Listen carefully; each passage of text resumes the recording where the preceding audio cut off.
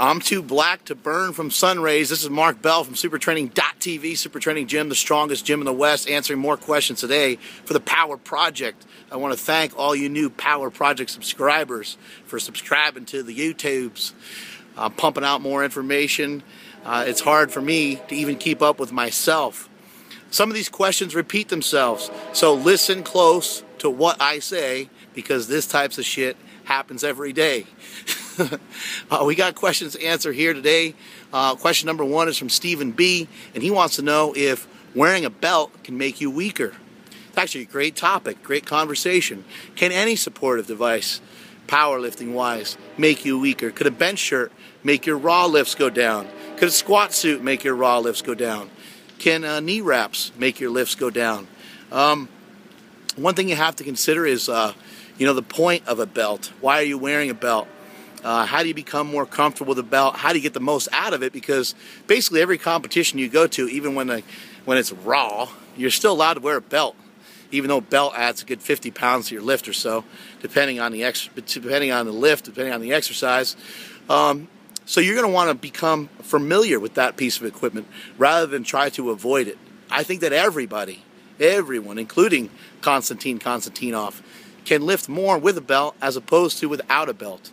Although Constantine, I think, has done a 939 deadlift or something astronomical with no powerlifting gear at all, not even a belt.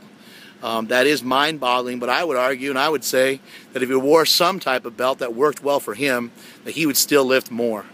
You should always be able to lift more with supportive devices such as a slingshot, wrist wraps, knee wraps. Any of this stuff should add at least a little bit to your lifts. And if you're unfamiliar with how to utilize them and you're going into a power meet, then you're showing up to a gunfight with a knife, so to speak. And you want to have all your weapons in line. You want to have everything just right, you want to get used to everything. So that you can be the best that you can be on the platform, even something like knee wraps. But Stephen B's question is more about a lifting belt, how to become more comfortable with it, how to get used to it. Now, some of these recommendations are going to sound a little bit weird, and some of you may have never really heard of it before, but put on a powerlifting belt. Find a powerlifting belt that's going to work for you. These big, thick powerlifting belts, in my experience, do not work well with thin-waisted athletes. Guys that have an actual waistline, they don't really work that well. Females who are smaller framed, doesn't really work that great. And actually, the belt is so thick from top to bottom, or so wide, I should say, that it takes up their whole torso, and they can't bend down that great. And actually makes them kind of round over more so than they normally would. So find a belt that's going to work for you. You might have to go to like Big 5 or Sports Chalet or Dick's and get a belt from one of those sporting goods stores, and just get some cheap-ass belt that molds to your body a little bit better than a powerlifting belt. Now, I would also say that powerlifting belts are the best belts that are pretty much ever made, and you can get the most out of them, but what I'm trying to tell you guys is that they don't work that great for everyone. And people with smaller waistlines, even the people's coach himself, in my efforts to shed some poundage, as I lost weight, belts were more and more uncomfortable to me. But how do you get comfortable with being uncomfortable? Option number 1 is to wear your belt more frequently. That'll help. But as you mentioned earlier, can a belt make you weaker? And I would say that it's not necessarily going to make you weaker, but you do always want to challenge yourself with and without the belt, with and without knee wraps, with and without a slingshot, with and without a squat suit, and so forth. You always want to challenge yourself, see what you can do without any supportive gear on at all, and try to build up your core, build up your torso to become stronger and more powerful. But get yourself into that belt for more sets, get yourself into that belt a little bit more often, and you'll become more accustomed to it. Also, try some of these recommendations. Put on your belt, put it on pretty tight, and try some planks. Maybe have somebody stick a little weight on your back while you're doing your planks. That might sound like some weird advice, but that's going to teach you to push your stomach out against a belt. People have the misconception of the fact that a lifting belt is only for your back. And a lifting belt is actually more for your stomach.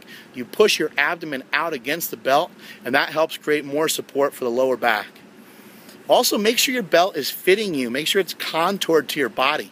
I see a lot of thin-waisted athletes and even some bigger athletes where the belt is not really around their whole body. Make sure the belt is kind of pasted or painted on your body.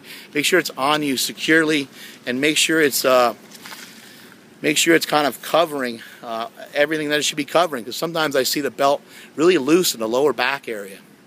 Also, another great movement with the belt on is to try some pull-down abs with the belt. So put the belt on, and this time put it on a little bit looser than you would for the planks. Fill your stomach up with air and push your stomach outward against the belt. Those two recommendations are going to help immensely. You can also try some leg raises with the belt on as well. I know that some of you guys probably never heard of some of those techniques, but those are some things I did when I was at Westside Barbell, and it actually helped me out quite a bit because I had no idea how to use a belt. I just really had no idea how to use my stomach and keep myself upright. So that'd be my suggestion to you, Stephen B. We also have another question today from Andrew Smith, and Andrew Smith wants to know what to do about a know-it-all. He's got a know-it-all in his gym, and he wants to know how to take care of this bozo, how to take care of this bully. The guy's always telling him he's doing shit wrong, and whenever he gives him advice, it doesn't work out so well for Andrew. Well, Andrew, I will tell you this, my friend. This is always the best thing to do. Next time you see this guy, walk up to him and punch him right in the face. No, I'm just kidding. Walk up to him and say, hey, you know what? I really appreciate the information you're giving me. I appreciate you helping me while I'm here. And just shake his hand and give him the biggest, cheesiest smile you can possibly give him.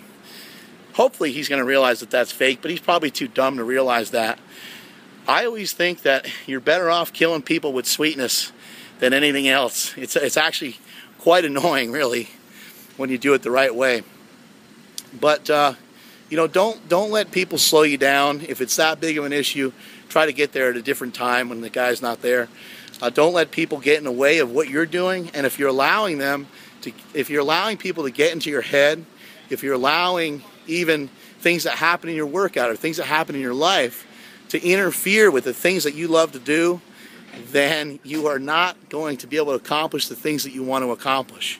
You're not going to be as successful as you need to be. So hang loose, my friend. Don't take your workout so seriously. Don't take yourself so seriously. And don't take this asshole so seriously.